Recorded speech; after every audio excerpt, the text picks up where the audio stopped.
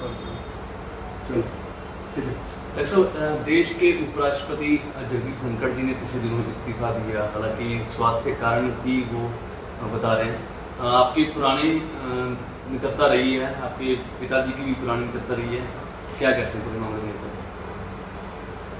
धनखड़ जी first time हमारी ticket पे ही सांसद चुने गए थे और उसके बाद मेरे साथ 5 साल एमएलए भी रहे राजस्थान की असेंबली में।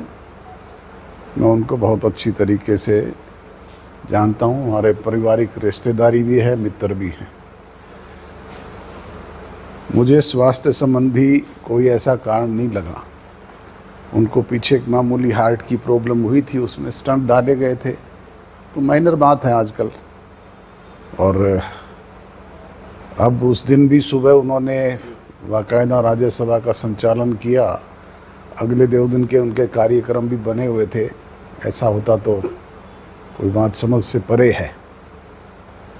ये तो सरकार से दबाव दे करके ही उनसे इस्तीफा लिया गया है। क्या लगता है कि बिहार चुनाव बिल्कुल नज़दीक है, उसके चक्कर में कुछ दाल में?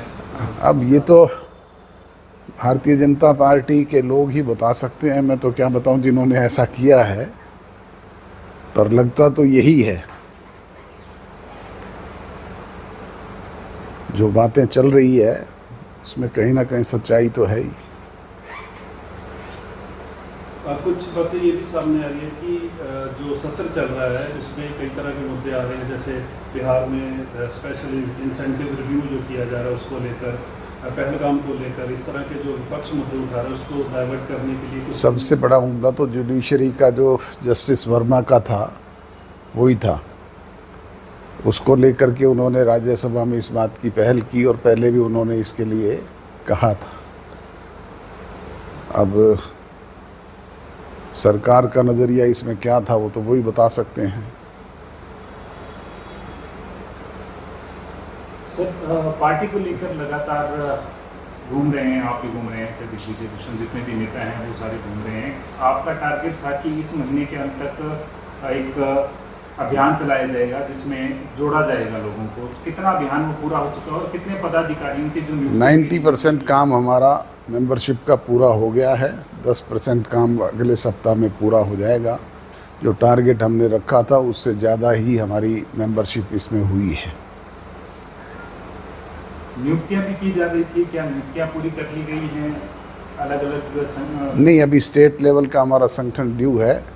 वो इन मेंबरशिप के बाद अच्छे और प्रभावशाली लोगों को स्टेट की जिम्मेवारियां भी दी जाएगी। सर, एक प्रदेश में कानून व्यवस्था का बुरा हाल है। ये फाजिलपुरिया हो गया, उस पर अटैक हुआ, और भी कई ऐसी घटनाएं हैं। क्या एक फाजिलपुरिया नहीं, आए दिन आप देखते हैं रोजाना प्रदेश में मर्डर हो रहे हैं, दूसरी घटनाएं घटित हो रही है। ये मैं ही नहीं कहता, सरकार के स्वयं के लोग भी इस बात से चिंतित हैं।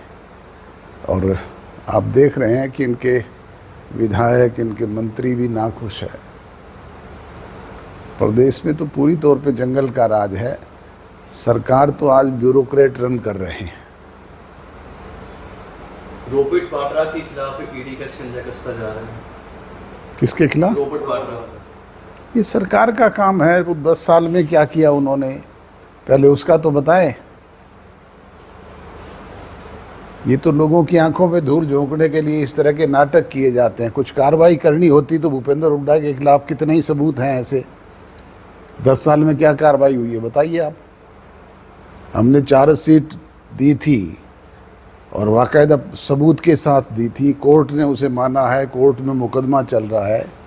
अभी तो सरकार की ढिलाई है, वो इस पर एक्शन क्यों नहीं लेते? कांग्रेस कह रही है कि बदले की जो साजिश की जा रही है। किस चीज़ का बदला? बेवजह ही रॉबर्ट वाड्रा को फंसाया जा रहा है। कांग्रेस ने कौन से भले काम किए थे? उन्होंने नहीं किए थे ऐसे। कांग्रेस ने भी तो ऐसे ही काम किए थे। ये उनके बाप लगते हैं कहीं ना कहीं, ये उनसे ज़्यादा कर रहे हैं। सर, पिछले दिनों में एक बात चर्चा में थी, आपने एक इंटरव्यू में भी कहा, क्या परिवार एक होने की उम्मीद अभी भी है? भैया मैं कह चुका हूँ, ये चैप्टर क्लोज कर दो आप, इसमें पूछा ही मत करो बात। ये मैटर क्लोज हो चुका है। चौटाला साहब की डेथ के बाद ये संभव नहीं है। सर, आपको नहीं लगता कि इस्तीफा दिया है, धनखड़ साहब भी इस मामले पर अभी चुप हैं, सरकार भी कुछ नहीं बता रही कि उनको सामने आकर जो असल वजह वो बतानी चाहिए? अब वो तो उनकी अंतरात्मा की बात है कि वो क्या कहते हैं, पर जैसा मैंने आपको एक्सप्लेन किया कि मुझे नहीं लगता कि स्वास्थ्य संबंधी कोई कारण है। स्वास्थ्य तो उनका बिल्कुल ठीक था और जिस तरह के उनके कार्यक्रम थे या प्रोग्राम थे वो कंटिन्यू चल रहे थे। ये तो माइनर बात है आजकल स्टंट डलना हार्ट में तो।